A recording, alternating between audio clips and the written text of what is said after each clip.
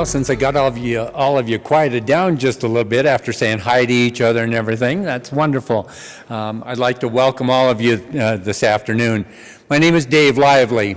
I live in Grand Lake, the west entrance to Rocky Mountain National Park. All right. How many of you have heard me talk at some presentations for the library before? It's been several years since I've been here. Well, Kendra, you can put your hand down. I know you heard me. Before we get started, I want to thank the library for bringing me down again for this trip. I have made several presentations at the library, but it's been a couple years. You know, this last couple years, we're just going to throw them away. Let's just say they didn't happen, okay? But I do want to thank you for being here this afternoon. Just a beautiful afternoon because we're in Colorado. Snow, cold, sunshine, it's still a beautiful day in Colorado, okay? Also, I do want to remind you that to please make sure that you do take care of donations for both the Library Foundation, who brought me in for you this afternoon, and also to the Steeple for providing this wonderful setting. I presented over at the library in that incredible Carnegie Library building, and it's gorgeous over there also, but I'm awful glad to be here with you this afternoon. So. Well, I'm going to go through the program this afternoon, and then I'll open it up for questions afterwards and be available for you. And so with that, I'd like to go ahead and get started. Cache la Poudre, the people, gunpowder, the river. How many of you been to the Fort Collins or maybe the Poudre River Canyon area up in North Central? A few of you, and that's wonderful, thank you. Trust me, not everybody up there has been to Canyon City and the Arkansas River either, so it's a good trade-off. Well, we're going to be talking about that today, and where we're located, just a little bit of reference for you, northwest of Denver quite a ways. Fort Collins is about 60 miles north of Denver, and the Poudre Canyon is right outside of the town of Fort Collins. Okay. And as we go along, you'll get a little better feel for what the specific area that we're going to be talking about. Its water has been a source of life and destruction. It has provided recreational thrills and sparked human innovations that have touched the entire country. For most, it's the water, and how it's nourished the northern front range of what is now Colorado for centuries and made possible its development over the last 160 plus years. This is Poudre Lake. This is the beginning of the South Fork of the Cache la Poudre River. The headwaters for the Cache la Poudre River originate from these different forks high up along the Continental Divide before descending to become the river that empties out of the Poudre Canyon on the front range of northern Colorado. There it joins the South Platte River just outside of Greeley.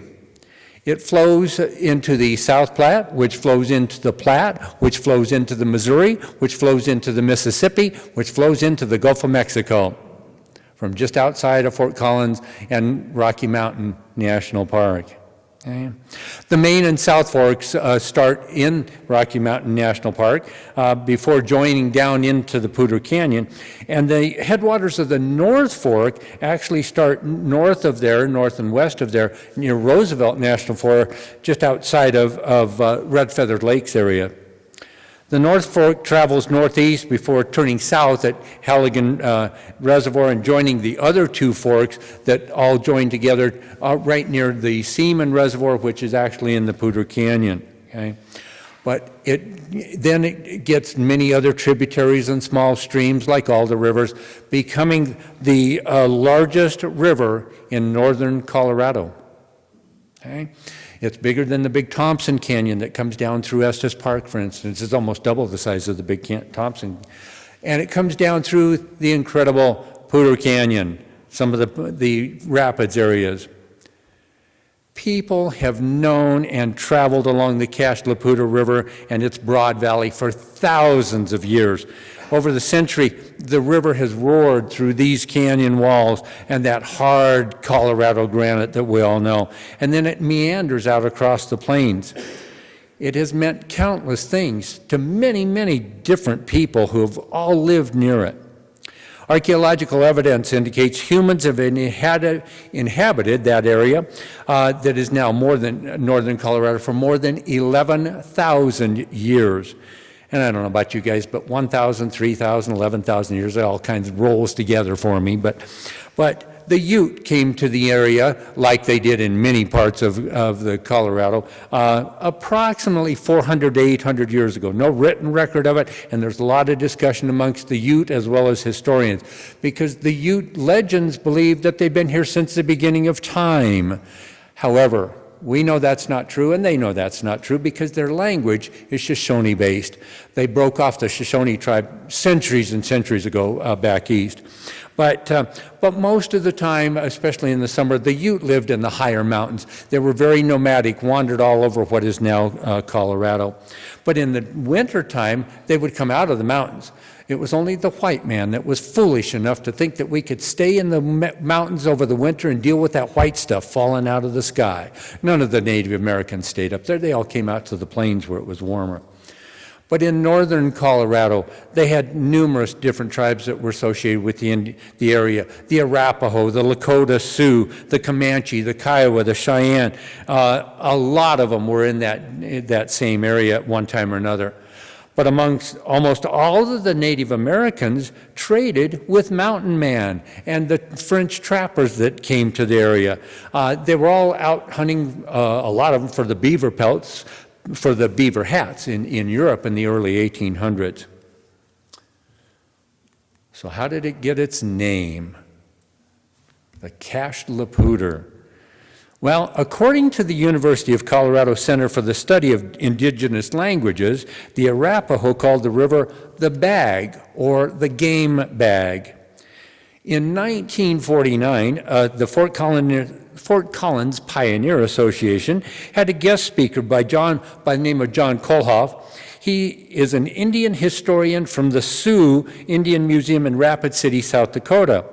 He told of the days when his grandparents, who were Sioux, lived in the Fort Collins area and called the river Many-Lesian, which means swift current. There have been a number of different names for the river according to a whole bunch of different sources, including the Fort Collins Local History Archive.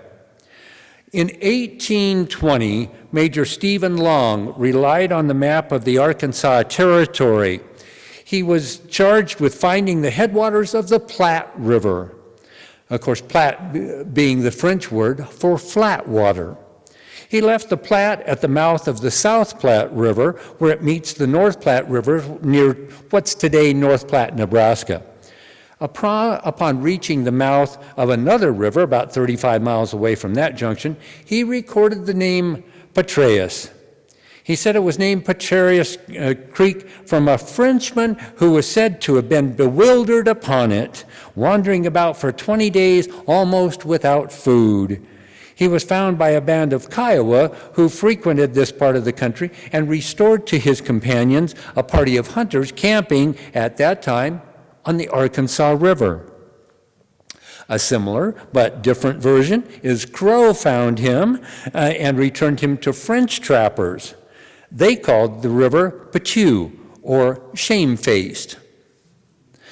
And although the source of the name Cache la Poudre may truly never be known, we know it is French for the storage of powder. Undocumented accounts have French-Canadian trappers living and working in the area in the early 1800s, as I mentioned. Caching, or storing of supplies, was not unheard of. Lewis and Clark cached supplies at the intersection of the Missouri and Marias River, and they picked them up on their return trip back east. Okay? In 1824, here's the Arkansas map that I referred to earlier, but in 1824, William Ashley has been credited with possibly naming the river, but his exploration of the Platte River went into what is now Wyoming. He had 2 different caches of goods, including gunpowder, that were retrieved on his return trip, but we can't find any record of him truly being in the Cache la Poudre River area.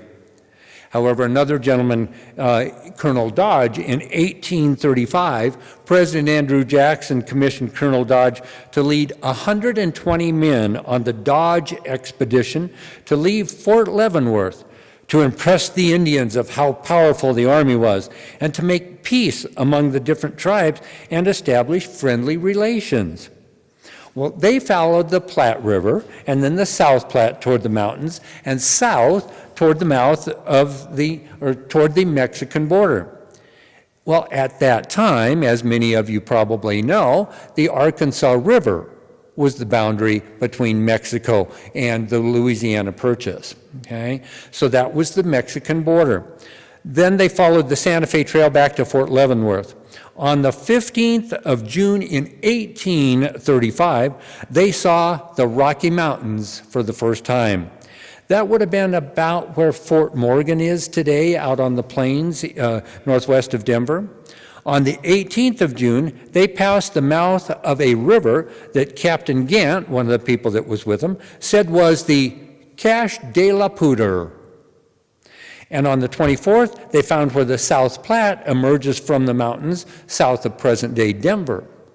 And then they wandered on down to the Arkansas and back east to Fort Leavenworth. Okay. Here's their map that they drew of the area. This is one of the earliest known maps of the entire area. But they presented this map showing their route with the river marked as, hopefully you can see that, right? Hopefully you can see in the, it's a TV, I'm sorry. Here, I'll point to you. This river right here, coming off the South Platte, they marked it as Poudre River. Okay. In November of 1836, Antoine Janus wrote that he was in the area when he was 12 years old with his father, who was working for the American Fur Trading Company. According to Antoine, they got stuck in a snowstorm on their way to Green River, which was a rendezvous point. Now it's the town of Green River, Wyoming. And they had to remove weight from their wagons. So they cached some of their gunpowder and other supplies to be picked up later. The party decided to dig a hole and cache the supplies, and then they built a fire over the top of it so that the Native Americans would think that nothing had been disturbed. Okay. Well, legend has it that when the party returned, the powder and the supplies were all undisturbed. The problem with that is that there's no record of the American Fur Trading Company being in that area in 1836, and they kept very good records of all the different places that the American Fur Trading, it was one of the largest fur trading companies in the nation. So that's been contested over different times and who named it and that kind of stuff. But later, Fort Collins historian, a man by the name of Wayne Sundberg, gave one example of just multiple possible stories. It has two Frenchmen, in a canoe out on the river, and there were Native Americans on the bank chasing him, and one might have turned to the other and said, "Cache le poudre!" It could have been that simple. It really could have been that simple. In other words, we honestly do not know. Here's a plaque that was put up near the area. This plaque was actually installed in 1910 by the Daughters of the American Revolution. Again, talking about the point that trappers had named the river. So a whole bunch of different stories, okay? Antoine Janus, the man I mentioned just a few minutes ago, he would, with his brother Nick, come back to the Cache la Poudre area in 1844, and Chief Bold Wolf of the Arapaho gave Antoine a piece of land. Both brothers returned to Fort Laramie, kind of northwest of where Cheyenne is today, and there Antoine married a Lakota named First Elk Woman Red Cloud. She was the daughter of Chief Red Cloud. Over the years, they would have 13 children together. In 1848, a small amount of gold had been found near what is now Arvada on the west side of Denver by a gentleman by the name of Lewis Ralston and a band of Cherokee who were traveling toward the California gold fields. They were traveling north on what would become the Cherokee Trail into what is now Wyoming and then on westward. This trail would later be a part of the Overland Trail stage road to Salt Lake City, on into Oregon, and then on south to California. Today, Highway 287 roughly follows it between Fort Collins and Laramie, Wyoming. Well, with a few gold seekers wandering into the area, after more gold was found around the Idaho Springs area in 1858, Antoine decided to return to the area. So, again, with his brother Nick and John Provost and 7 other families, they came from Fort Laramie looking for a promising site for a new town. After wandering up and down the foothills, all up and down north and south of Denver just a little ways, they returned north to the River of the Hidden Powder and started a settlement on its banks called Corona. This was the first settlement in Larimer County, and Antoine Janus settled on his land and is considered to be the first permanent white settler in Larimer County. This is his house. Well, if I quit blacking that out, excuse me. There we go. His house, his original house, is now located at the Fort Collins Museum of Discovery. Well, the following year, the Kelowna settlement was expanded a mile to the east, and a new town of LaPorte was formed. LaPorte, which means gate or door in French, it was named as the location entryway into the mountains near the mouth of the canyon. The few residents who settled there, they had high hopes of capitalizing on the number of prospectors flooding into the mountains in search of gold and possibly a railroad line that would mean economic prosperity.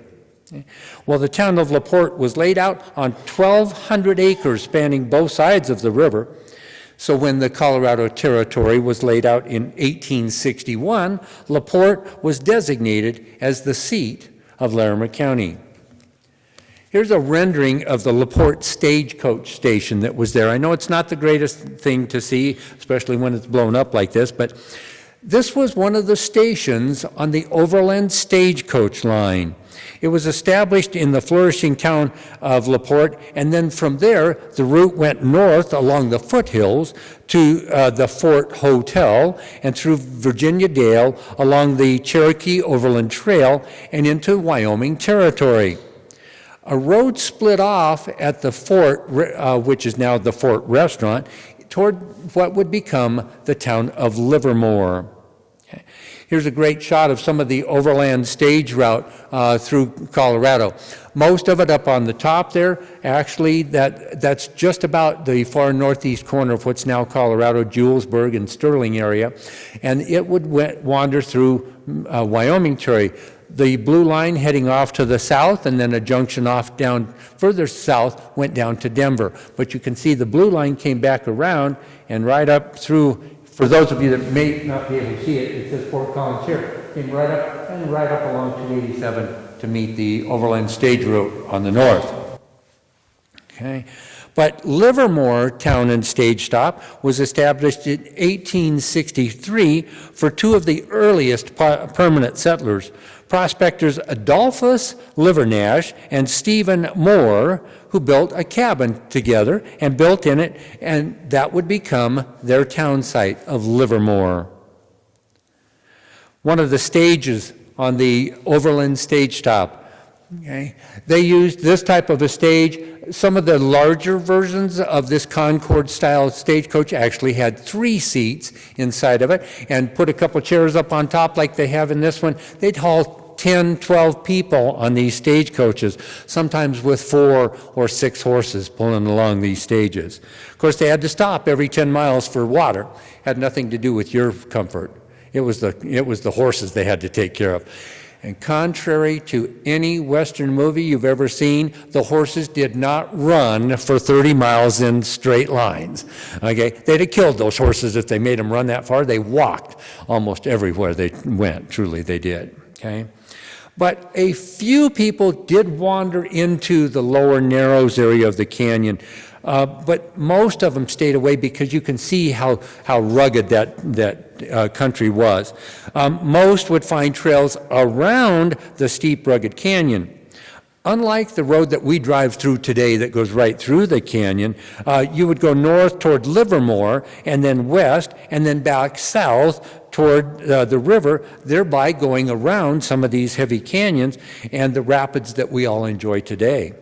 Like so many roads, they probably followed the original Native American trails. Then it would become a horse trail, then it would become a rugged wagon trail, and then it would become a stage trail. Okay? And then it would become a road. Well, the road that would lead back south toward the river became very, very steep just to get back down to the river after going around the High Canyon Ridge. A gentleman by the name of George Pingree was one of the early trappers who stayed in the area and built a cabin just west of the rapids and north on the river in 1860, which was along that foot trail just out of Livermore. A hunter and a trapper, Robert Chambers, and his son Robert Jr. came and set up a camp in 1858 at a lake that would later bear his name. We now know that as Chambers Lake. Okay? Robert Jr. was off hunting one day, and some Native Americans attacked the camp, and his father was killed. He went back and found his father dead, and he took all the pelts that they had been trapping, and he left never to return to the area again. But in response to some of those Native American attacks, the U.S. Army established a series of small military outposts to protect the overland stage route. One such facility was Camp Collins. It was set up just west of the town of LaPorte in 1862. The camp was named in honor of Lieutenant Colonel William Collins, who was the commander of Fort Laramie, and the Camp Collins was just a branch of that one. Okay? The facility of Camp Collins, there's nothing that remains of it today because it was very short-lived. By 1864, in June, a flood destroyed the entire Camp Collins. But before the flood, it really only consisted of a few tents and 2 cabins. So in 1862, a lady at the age of about 62 at the time, Elizabeth Robbins Stone, and her second husband, Lewis Stone, took their wagon from Minnesota to Denver in 1862. They purchased 12 lots where they operated a hotel for a few years on land that is now part of Denver's Union Station downtown. Then they went north to Camp Collins in 1864 and built a house. Well, the Stones were given permission to build a 2-story house to serve as the mess quarters and a boarding house for the camp. Within a month, they were ready to use the building as a mess hall and take in officers as boarders. For the first year, Stone was the only woman in the entire town, all around the camp. Described as a merry woman and gracious hostess, the men at Camp Collins nicknamed her Auntie Stone. Her husband, Lewis Stone, died in January of 1866. Now a widow again at 66 years old, Elizabeth played a part in Fort Collins' history in several ways. She is best known as the founding mother of Fort Collins. She was the first Euro-American woman settler who also created a sense of community for the soldiers at Camp Collins. Well, the Army decommissioned Camp Collins in 1867, so the house built as an officer's mess was turned into the first hotel in Fort Collins by Auntie Stone. She also sold pies and bread and milk and butter and that type of stuff. That same year, in 1867, she obtained a land patent for 160 acres of land that she had homesteaded, becoming the first woman landowner and first woman taxpayer in Larimer County. Stone financed and opened businesses to support the growth in and around the Fort Collins area. The first was the creation of a 3-story grist mill, the town's tallest building, to meet the needs of the new wheat farms in the region. It was the first flour mill built in Larimer County. It was only the second one in the entire state of Colorado. It was powered by water from the cached Poudre River with a small water wheel on it. The Linden Mine began production of flour in 1869, and that building still stands today, has a restaurant on the first floor. It's downtown Fort Collins, and it's still in that original area of downtown, one of the tallest buildings around. Well, after the Great Fire in Denver in 1863, Stone financed the building of the first brick kiln in the region. She also owned and operated several other hotels. She assisted in the delivery of the first baby, Agnes Mason, in the Fort Collins area. She was also the first midwife. She contributed funds to every church in town and towards the creation of the Colorado Agricultural College, now known as Colorado State University. She was a founding member of the Women's Christian Temperance Union, as well as numerous other things that she did in the Fort Collins area. Stone died in December of 1895. Her funeral was officiated by members of the Presbyterian, Methodist, Episcopalian, and Baptist churches. In her honor, all businesses in Fort Collins were closed for 2 hours. She was inducted into the Colorado Women's Hall of Fame in 1988, and in 1991, Auntie Stone Street in southwest Fort Collins was named in her honor. Women didn't do anything in the early days, did they? Women did everything in the early days. Joseph Mason, the father of the first baby that was born in the area, he was also an explorer and a businessman. He was a lawman, a very early settler in the Colorado territory. But he is best known as the father of Fort Collins. Mason arrived in February of 1860, but he found mountain men and trappers and hunters and Native Americans in the area, so he left LaPorte for a while. He spent time up in the mining camps looking for that illustrious gold like everybody else, but he returned to the area as early as 1862. Upon returning, he purchased an 180-acre lot from a Native American woman who was the recent widow of a man in the area. The land was located on the south side of the Poudre River. Well, when the Lieutenant Hera of the camp were looking for safer ground to reestablish Camp Collins, they encountered Mason.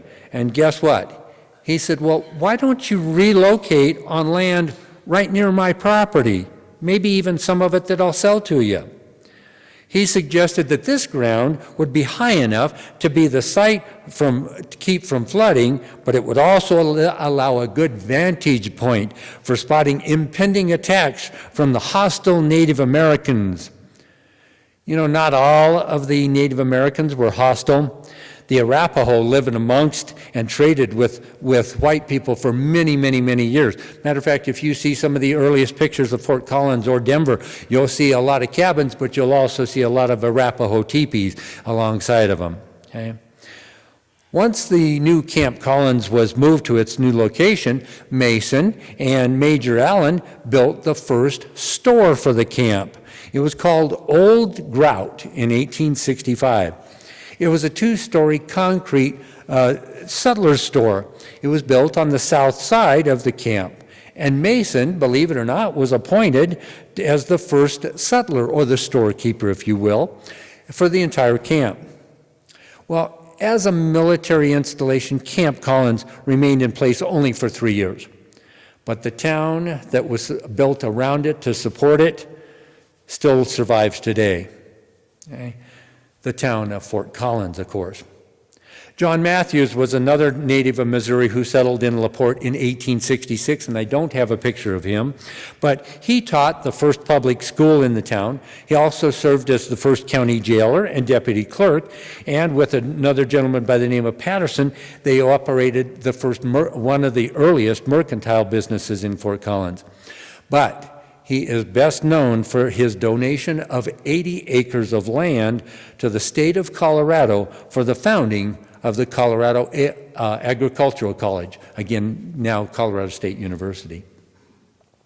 In 1873, I know I'm going through a lot of these names and places. There's not going to be a test at the end. You don't have to remember all these names and dates and people's places. And I'm touching on just a few people because literally there are hundreds and hundreds of people that were associated with the development of the area, much like the Canyon City area. I can't cover all of them for you, but another gentleman that came in 1873 was Jacob Flowers. He arrived in the valley and he set up a small ranch on a parcel of land he purchased from Joseph Mason upstream on the Poudre, and he founded the town of Bellevue. The area was considered desirable by the railroad because of the many stone quarries in the area near the town of Stout. The town of Stout is now under the Horsetooth Reservoir just west of Fort Collins. But the influence of railroad workers to work the quarries prompted Flowers to open a general store, a saloon, a barbershop, and post office. And in 1880, he built this one-story building made out of sandstone to house his business. The Bellevue Post Office opened in this building in June of 1884. The building served as the local general store and post office through the middle 20th century, when it became the meeting house of the Cache La Poudre Grange in 1948, and I took this photo of it 2 years ago. It's still standing. They still use it as the Grange to this day. Okay. There is a plaque on the store, the Old Flowers store, as I mentioned, and this was put on by the Daughters of the American Revolution. Well, the Colorado Central Railroad finally got to the Fort Collins area in 1877. The first freight that they delivered was coal and some drugstore merchandise.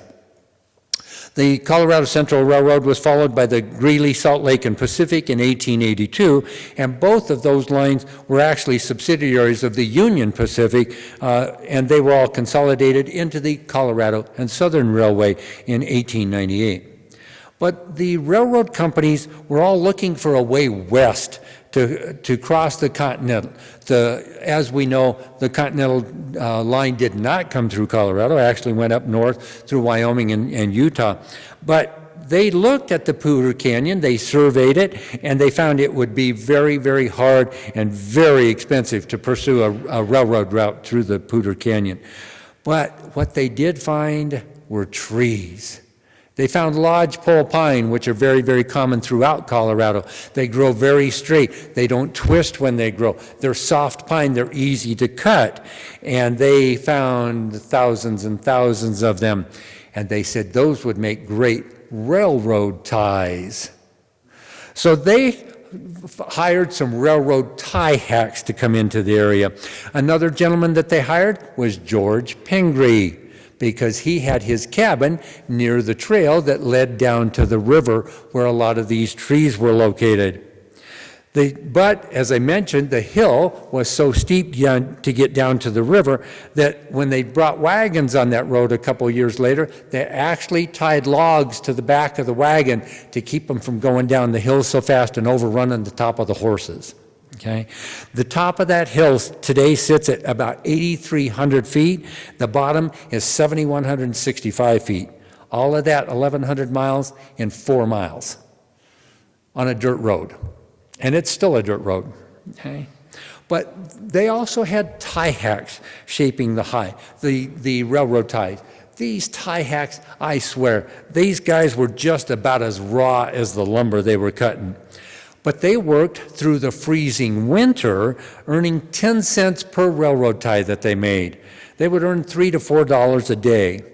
But they cut the ties with the big broad axe, the larger broad axes standing up on top of them, like you can see here. Okay? But then they would wait, they'd stack these ties up and wait for the spring thaw. When the river was running with the high water, they would load the ties down in the river and send them downstream toward LaPorte and what would become Fort Collins. Okay? Well, they would start up at the top of Chambers Lake, miles and miles away, but they would put thousands of these railroad ties in the river. It was just bank full, bank to bank. Well, to keep it from jamming up the river, the tie hacks climbed up on top of these ties and rode them all the way down so they could sort them out and keep the water and the ties running all the way down the river.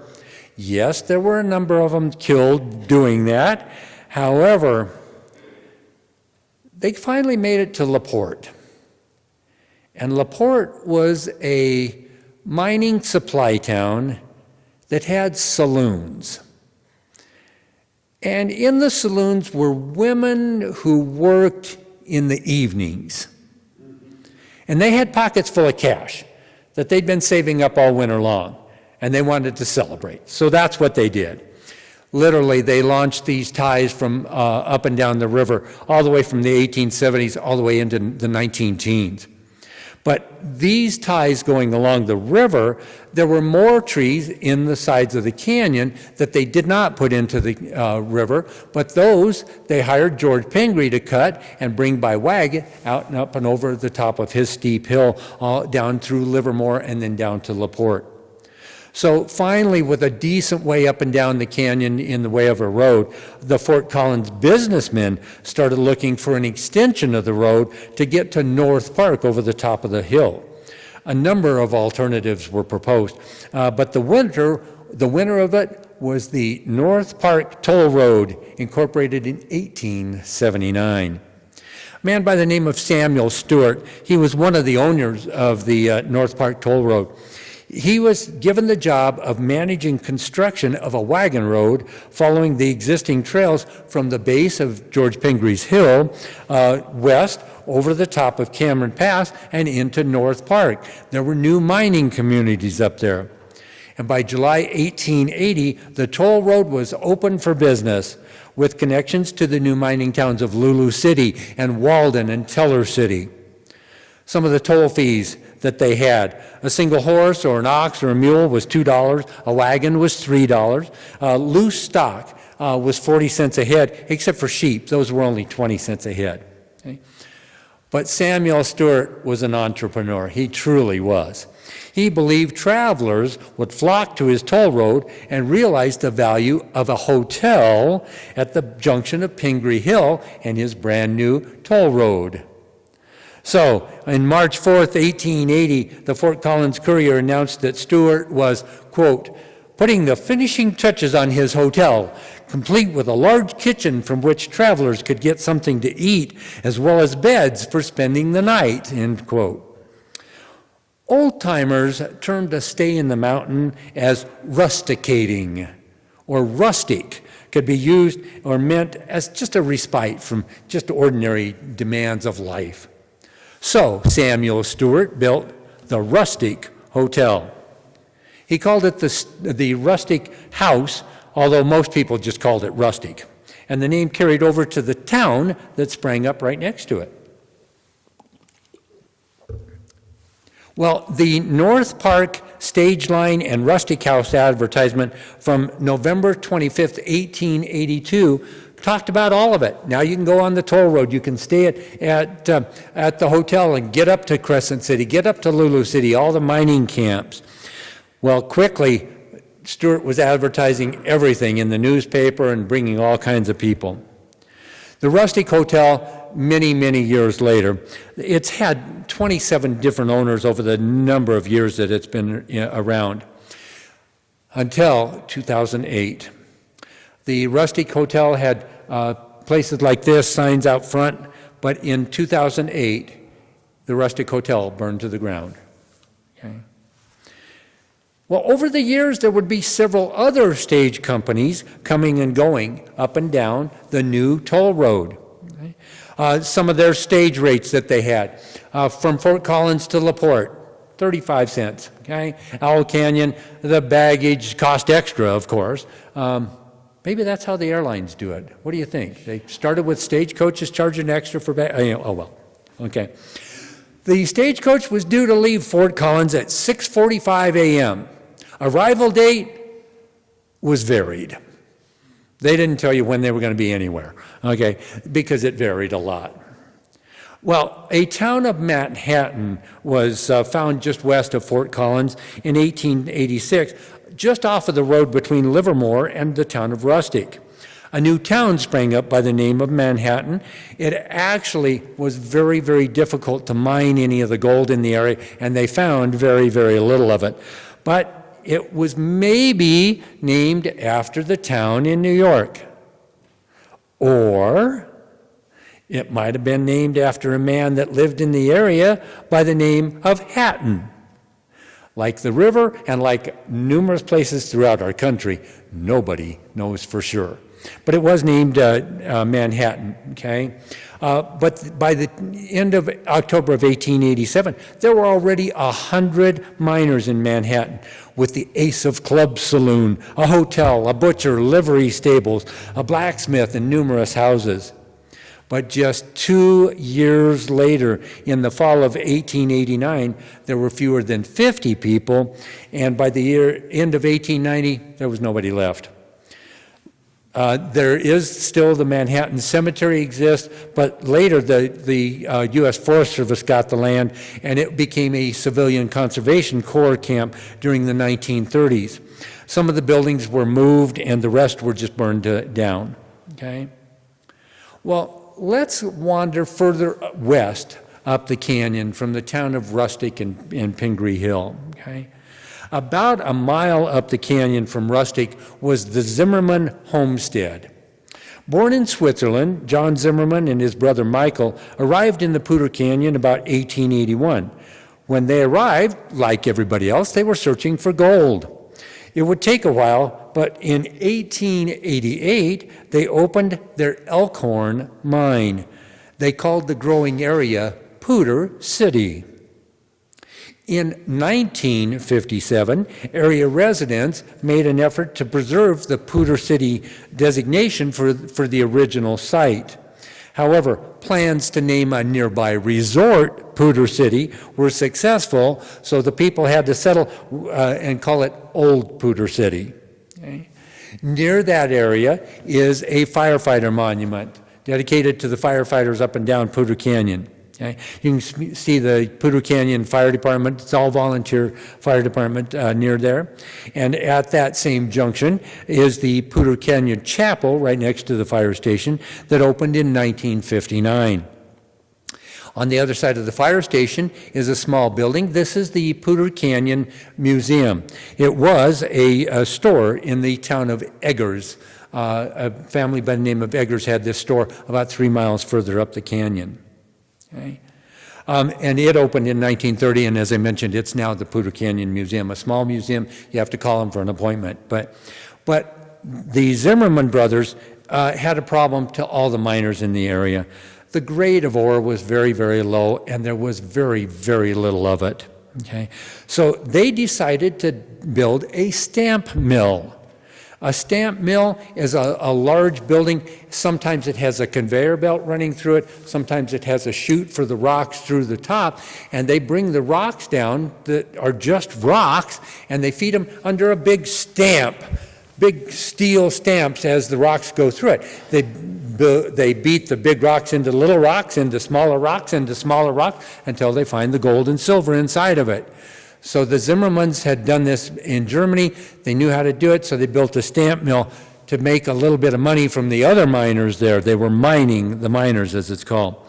They built that in 1890 after opening their mine in 1888. It burned down in 1891. Unfortunately, all that's left of it is the original chimney from the stamp mill. So the Zimmerman brothers decided to move on. They went a little further up the canyon and would end up building the Zimmerman Hotel, which you're going to see in just a few minutes. Well, about 3 miles up the canyon from the town of Rustic is a place called Profile Rock. It's been used as a landmark for many years. Even the Native Americans are known to have used this as a landmark up and down the canyon. A little bit closer view of it, you can see why. Okay. Well, originally it was called Old Man's Face, but it took its current name, and we're still uncertain when. In the mid-1900s is all I can find, roughly the 1940s. And it was changed to Arrowhead Point, and then later was changed to Profile Rock. Right across the road from this is the Arrowhead Lodge. This is the only resort in the canyon that has ever been listed on the National Register of Historic Places, much like I noticed on the plaque outside here at the steeple. Okay. It took them a couple of years to build the Arrowhead Lodge. It was built between 1933 and 1935. In addition to the lodge, they built a series of cabins around the back side of it. Eventually, they would have about 14 of these cabins, but the first 5 were built before the opening in 1936. Each cabin used a Native American related name: Wigwam, Thunderbird, Navajo, Hopi, Zuni. One of them that's missing is the name Arapaho, one of the most prevalent tribes in that area, and they didn't name one of the cabins after him. I found that very interesting. Okay. Here is a sample of a number of the different cabins that they had. Okay. There are still 8 of those cabins that remain to this day. Well, as I mentioned, John Zimmerman moved about 5 miles from the former mill site, and he built the premier resort in the canyon. This was considered the top-notch place for decades. It really was. It was started in the mid-1890s, but it was made out of bricks that were made right on the construction site there. The Fort Collins Courier announced its completion in 1897, calling it, quote, "one of the most picturesque locations imaginable, surrounded by some of the wildest and grandest of mountains in the world," end quote. The building itself was huge for the canyon. It was 3 stories high, 66 feet long. It had 16 bedrooms, a billiard hall, a barber shop, and all kinds of other amenities. Well, the covered front porch soon became the gathering place in the entire canyon. Because it was such a wonderful success, within a month of opening, Zimmerman started his own twice-a-week stagecoach from Fort Collins. By the summer of 1899, the stage was running daily.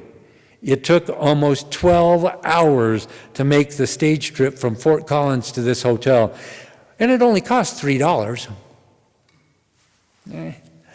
The Zimmerman Hotel was actually acquired by the state of Colorado, and they bought the property in 1948, and they opened a fish hatchery. Currently, the Poudre River Fish Hatchery is one of the largest trout egg producers in the entire state. You know, there's fish hatcheries all over Colorado, the first one being just outside of Leadville. But it's now located where the Zimmerman Hotel was. Just up the road from the fish hatchery, about 1.5 miles, was the Kinnickinnick Ranch. This was headquartered, as I said, about 1.5 miles away. It was named by an early rancher, Charles Andrews. It was named after the evergreen plant that grows as ground cover, even though he spelled it slightly different.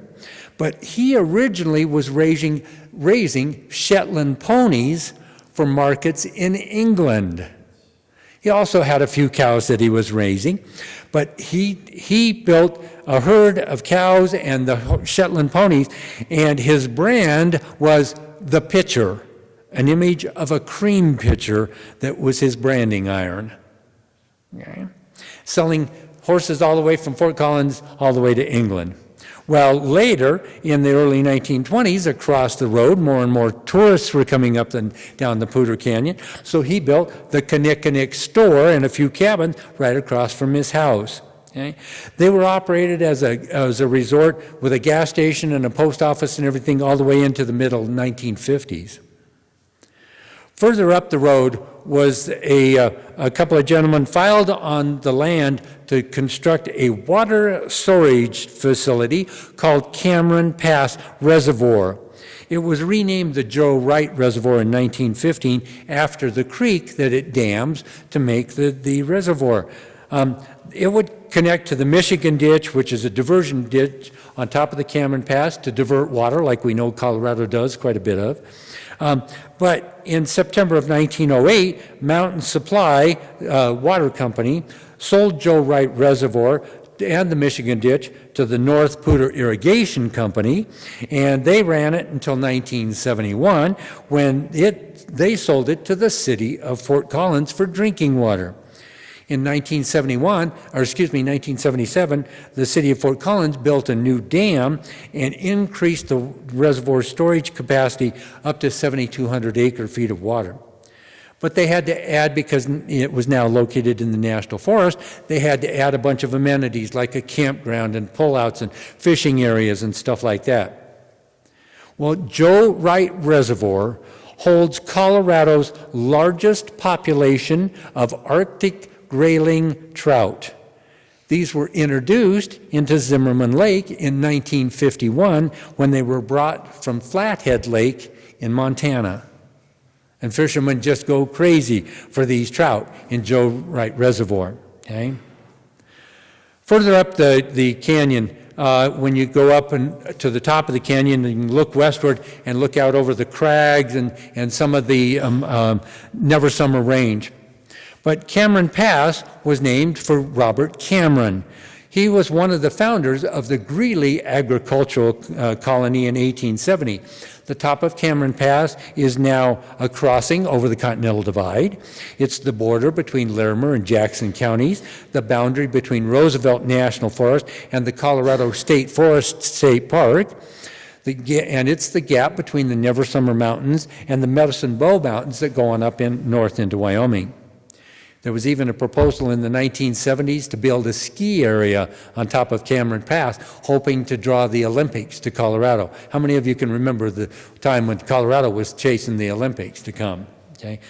Some said we wanted, oh, never mind, we won't go there. Well, we've made it to the top of the canyon. But what about the lower part of the canyon, where the Narrows and those roaring cascades are? That difficult road had to come along much later. So we're going to go back down to the bottom of the canyon, and we're going to drive up the bottom of the Poudre Canyon now. After you go north, leaving Fort Collins today, and you go through the town of LaPorte on Highway 287, you come to an intersection of Highway 287 and Highway 14. You will see Ted's place. Ted's father, Roland Herring, he owned the John Provost log cabin down in LaPorte. You might remember Provost was one of those earliest families that came. Well, Ted was born in that cabin. He was later he would come up to this area, but returning from the infantry service in World War I, Ted and his brother Cameron decided to open a filling station at this corner. So on May 22nd, 1922, opening day of fishing season, the Poudre Canyon Filling Station opened to the public. It didn't take long for the new nickname to take hold. Thereafter, from then until now, that establishment at that corner has been known as Ted's Place. This is the only business establishment that is on the official Colorado state maps. Well, joining the adventure, of course, was his wife, Nellie, and soon they were offering snacks and picnic supplies and, of course, fishing equipment. But Ted knew the greatest news and all the news about good fishing spots and everything else. But annually, he would stay open all night long, 24 hours a day, on opening fishing day, again on July 4th, and again over Labor Day weekend. And it was open year-round, so at Christmas time, Ted would dress up as Santa Claus for the kids. And he loved it, and they loved it. In 1938, Ted Herring was elected to the state legislature, where he served 6 terms in the House and then a term in the Senate. That latter time, he had already had a stroke and was still serving in the Senate. Longtime residents and many, many visitors remember the 2-story building that's behind this kiosk. It displayed Ted's across the front of it. They knew it was a place where they could stop, not just for gas, but just a good friendly conversation. After his death in 1963, the much-loved business was sold a number of different times. On October 1989, under the ownership of Conoco, many people were shocked to see the old building had been burned to the ground. Today, there is a convenience store and a gas station there. It replaced that 1930s building, but whatever they call it today officially, it'll always be Ted's Place. Just a few miles up from Ted's Place begins the lower narrows, or the lower sections of the Poudre Canyon.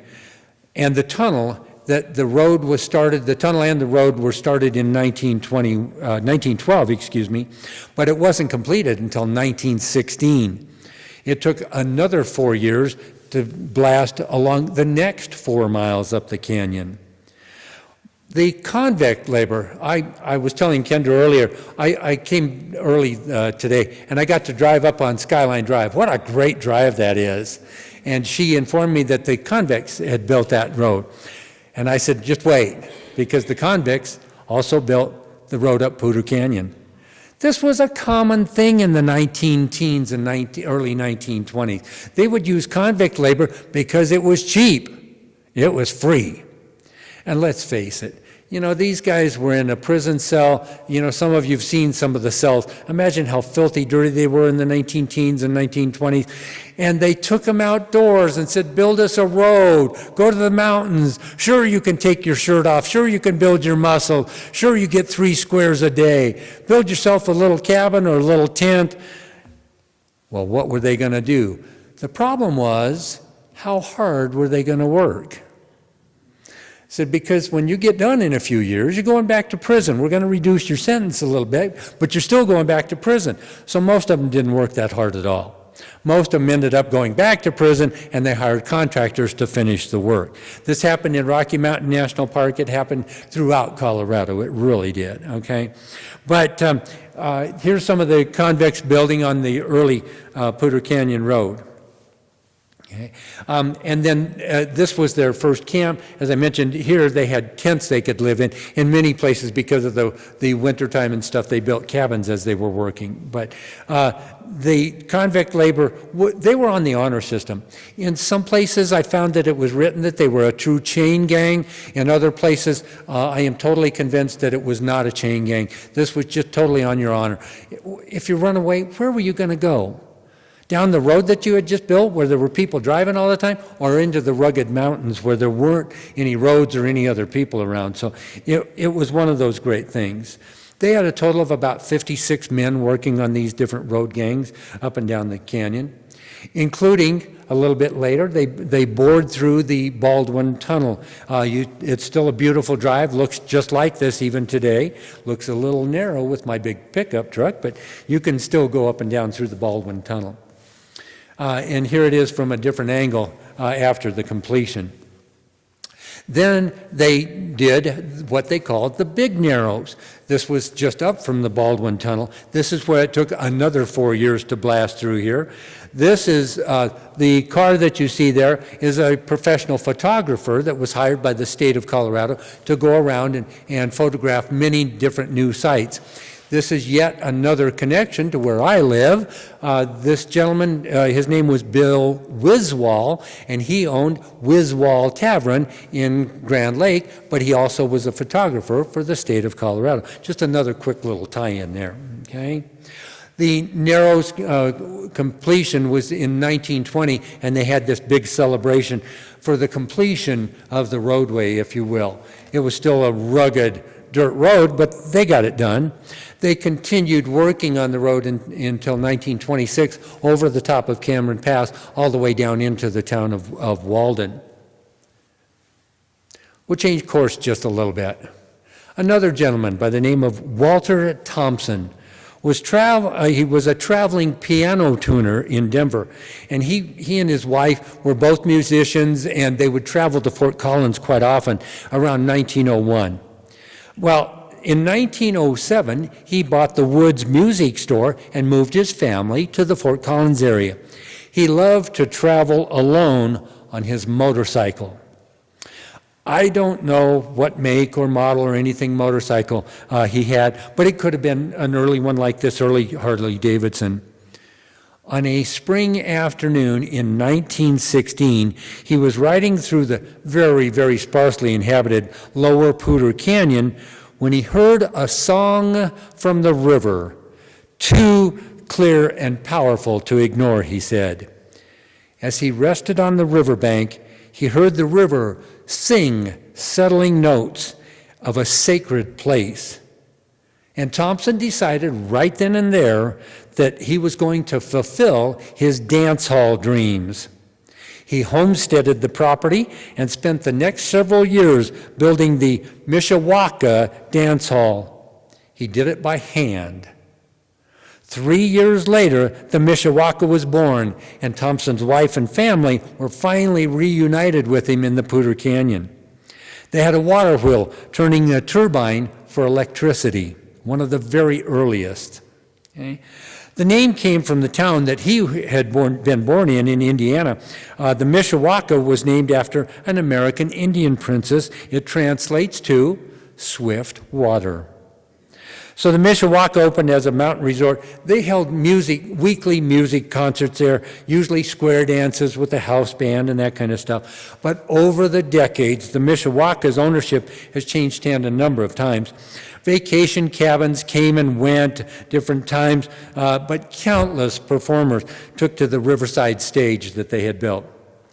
The Mishawaka, or the Mish, as it's now known, quickly earned a time-tested reputation as a destination for music and celebration beyond compare. And like the river, the music flows on. The Mish, as you see it today, was reinvigorated in 2010 by Grant and her husband Matt Haven, and many performers have enjoyed the audiences at the Mish. It's easy to say that a venue has upstaged some of the artists who have played there until you hear some of the names of the few hundreds of different musicians: Leon Russell, George Clinton, Bela Fleck, and Joan Baez. Joan Baez was there both in 1998 and again in 2014. Has told many people it was one of the favorite small venues she has ever performed at because of the sound coming off of the mountains and sound of the river next to the stage.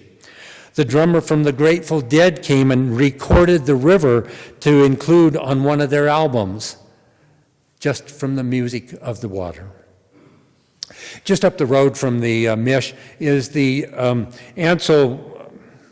I'm running a little bit late, and I apologize, so I'm going to try and speed up a little bit. The Ansel Waitress Campground, just west of the Mish, is named for a newspaper man from Fort Collins, and he wrote the history of Larimer County in 1911. A lot of what you've heard today came from a tremendous amount of research that this man did.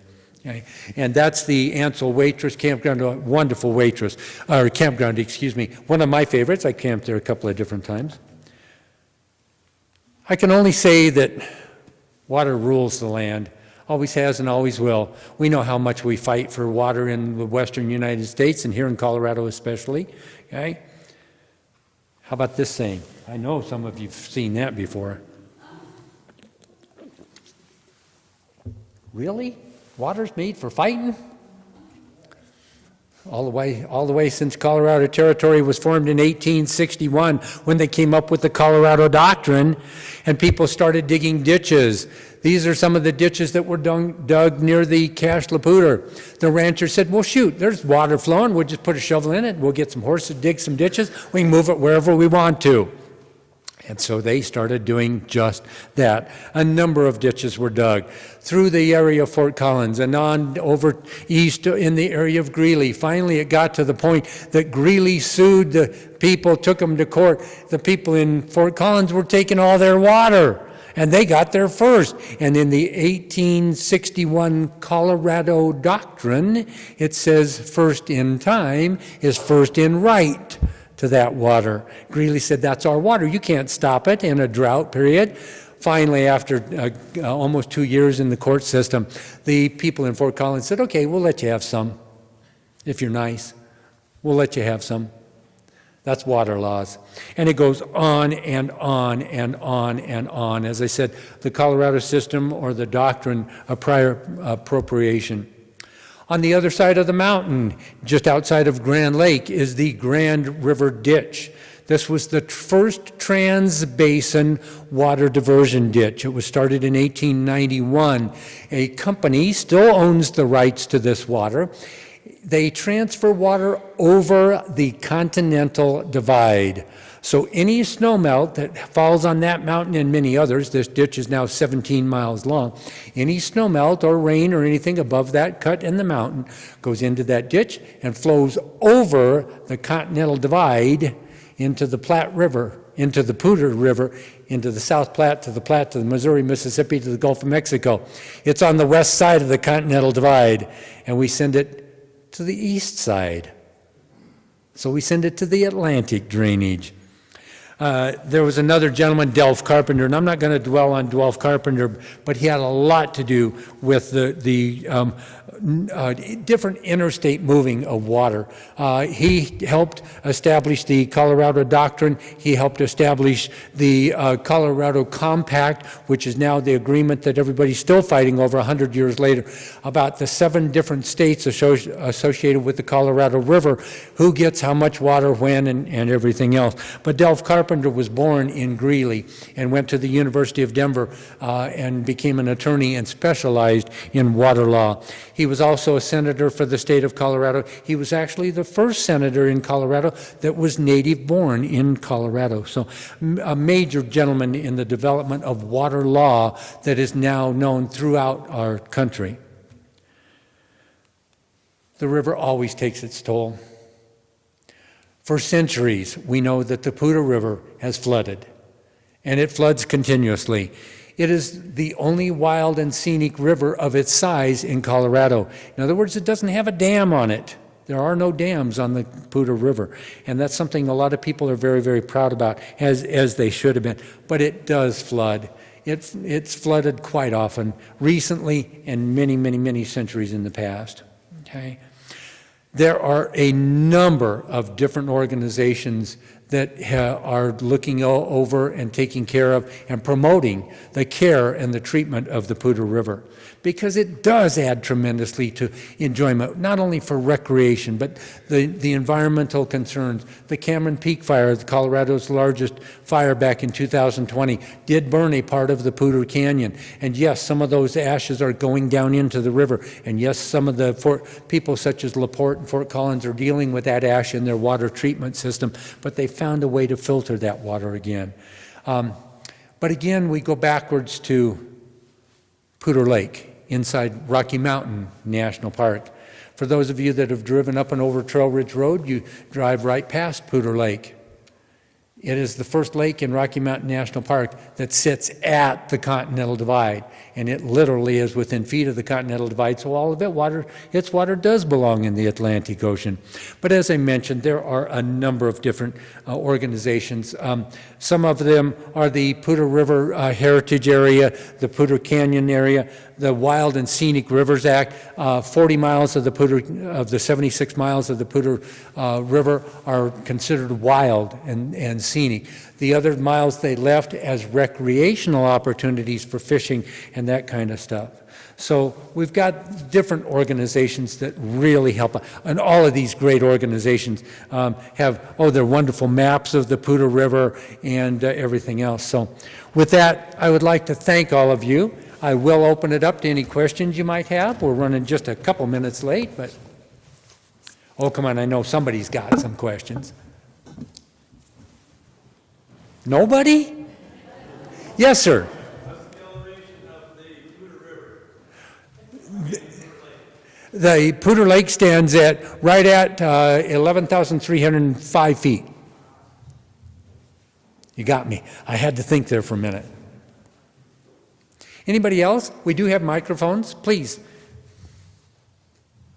Oh, come on. Don't be so shy. He broke the ice for you. Yes, sir. I have not compiled this lecture into a book. I just introduced this program last fall, and there are about 50 different books out there about the Poudre Canyon and Fort Collins history. Many are very, very well known, and I'm not a good writer, I have found, but there are literally numerous books about the Poudre Canyon. Most of them are at the Fort Collins Museum of Discovery. Anybody else? Well, ladies and gentlemen, that being the case, I would like to thank you again for coming out and supporting the presentations by the library and this wonderful facility here at the steeple. It was such an honor for me to come here, as I mentioned earlier, and I look forward to seeing all of you again in the future. Thank you very much.